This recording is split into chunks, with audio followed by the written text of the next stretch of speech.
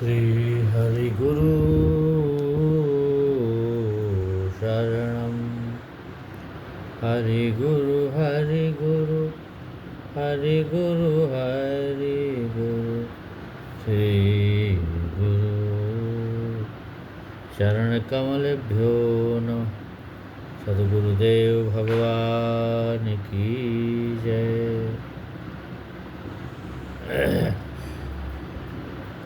कुछ प्रश्न लोग ऐसे करते हैं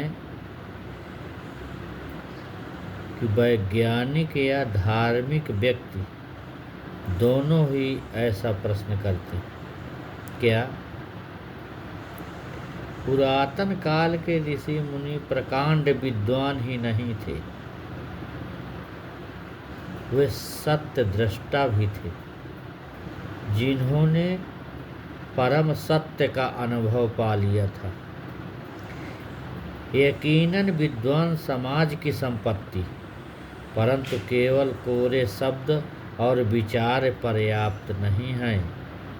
वे जो इन सिद्धांतों को जीते हैं, वे ही इन शब्दों व विचारों में प्राण फूंकते हैं, इन्हें सुंदरता प्रदान करते हैं। बहुत पहले एक महात्मा थे। उन्होंने जीवन में करुणा नाम की एक पुस्तक लिखी। उसे छपवाने के लिए उन्होंने सहयोग चाहा तो कुछ लोगों ने खुशी से पैसे दे दिए। जब पुस्तक छपने वाली थी तो उस क्षेत्र में अकाल पड़ गया।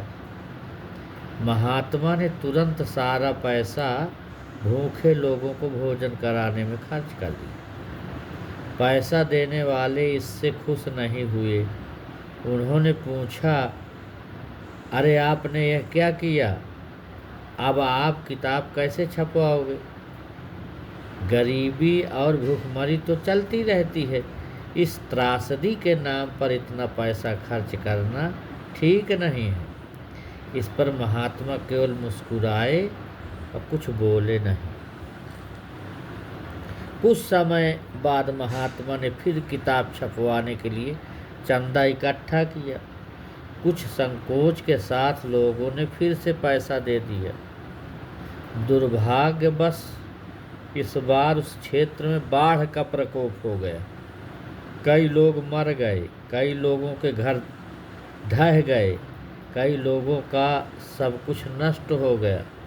महात्मा ने सारा पैसा उन गरीबों की मदद में खर्च कर दिया। इस बार पैसा देने वाले और ज़्यादा परेशान हो गए।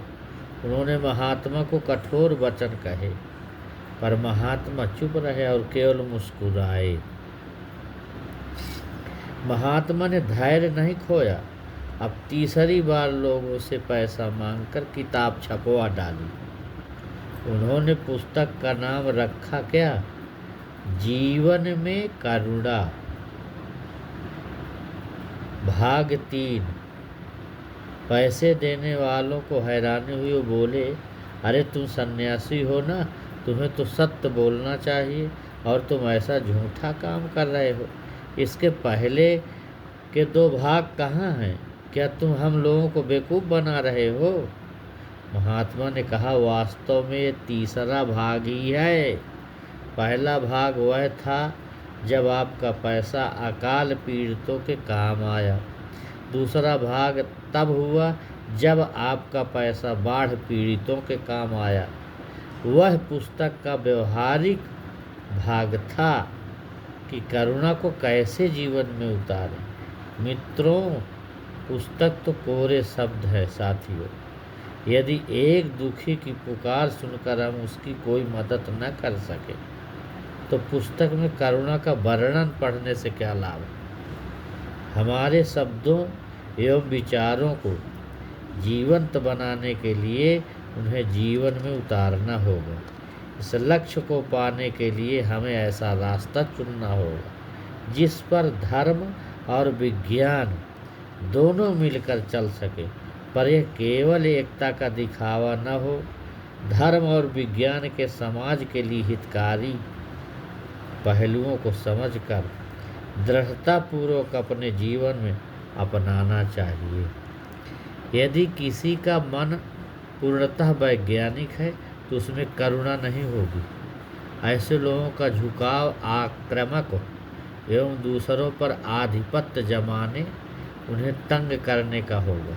पर जब एक वैज्ञानिक प्रतिभा आध्यात्मिकता को समझ लेता है तो उसमें सभी प्राणियों के प्रति दया करुणा जाग जाती है। संसार का इतिहास घृणा, आक्रमण और बदले की घटनाओं से भरा हुआ है। सब कुछ अपने अधिकार में कर लेने की हवस में मनुष्य द्वारा बहाई गई खून की नदियाँ अभी भी सूखना बाकी है। जब हम इतिहास में मनुष्य की इतनी क्रूरता देखते हैं तो लगता है कि मानव जाति में दया करुणा लेस मात्र भी नहीं। हमें इतिहास से सीख लेना चाहिए, पर हमें अतीत में ही अटके रहना नहीं चाहिए। हमें इतिहास के अंधेरे से बाहर निकलकर शांति, सद्भाव एवं एकता के प्रकाश में प्रवेश करना चाहिए। विज्ञान और अध्यात्म की एकता इसे प्राप्त करने में सहायक होगी।